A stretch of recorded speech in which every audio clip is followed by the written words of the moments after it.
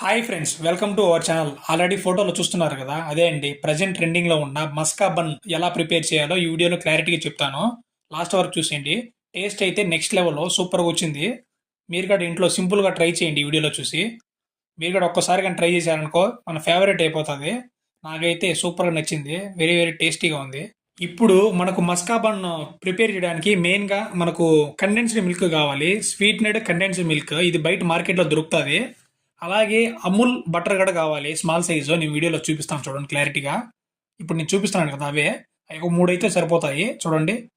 ఒక బౌల్ కూడా కావాలి. ఆ బౌల్లో మనం బటర్ అనేది వేయాలి. ఆ తర్వాత ఇప్పుడు మనం వేస్తున్నాం కదా బటర్ బౌల్లోకి, తర్వాత మనం కండెన్స్డ్ స్వీట్ అండ్ మిల్క్ అనేది యాడ్ చేయాలి. ఇప్పుడు నేను చూపిస్తాను చూడండి వీడియోలో. మనకి ఎంత కావాలో అంత తగినంత దానికి వేసుకోవాలి, క్వాంటిటీ బట్టి చూడండి వీడియోలో. మళ్ళీ ఎక్కువ వేసినా కూడా బాగోదు. కరెక్ట్గా మనకి ఎంత క్వాంటిటీ కావాలో అంత క్వాంటిటీ వేసుకొని మనం దాన్ని బాగా మిక్స్ చేయాలి. ఇప్పుడు నీ వీడియోలో చెప్తా చూడండి. బాగా నీట్గా మనకు స్మూత్గా వచ్చేలా మిక్స్ చేయాలా. చూడండి, మీరు కూడా బాగా నీట్గా స్మూత్గా వచ్చేలా చేయండి. అప్పుడే మనకు ఉండలు ఉండలు లేకుండా స్మూత్గా ఉంటే బాగుంటుంది.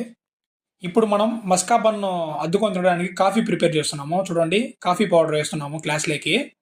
మనకు ఎంత కావాలో అంత మొత్తం ఒక ప్యాకెట్ వేస్తే స్మాల్ సైజ్ది కాఫీ పౌడర్ మనకు టేస్ట్ వేరే లెవెల్లో ఉంటుంది.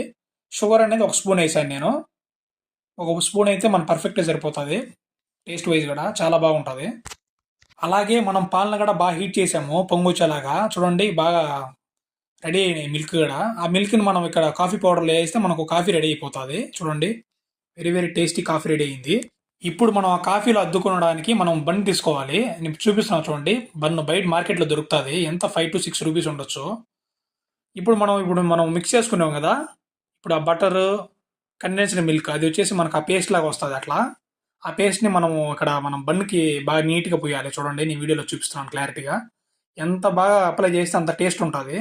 చూడండి, అలా ట్రై చేయండి మీరు కూడా ఇంట్లో. ఖచ్చితంగా ట్రై చేసిన వాళ్ళు కింద కామెంట్ చేయండి. నేనైతే తిన్నాను, చాలా బాగుంది. నాకైతే సూపర్ టేస్ట్. మళ్ళీ ట్రై చేస్తాను. సైడ్ కూడా పోయండి. చూడండి, నేను వీడియోలో చూపిస్తున్నాను. ఇట్లా సైడ్ కూడా పూస్తే ఏమవుతుంది అంటే మనకు టేస్ట్ వైజ్గా ఎక్సలెంట్గా ఉంటుంది. మనం కాఫీలో డిప్ చేసినప్పుడు టేస్ట్ ఇంకా వేరే లెవెల్కి వస్తుంది.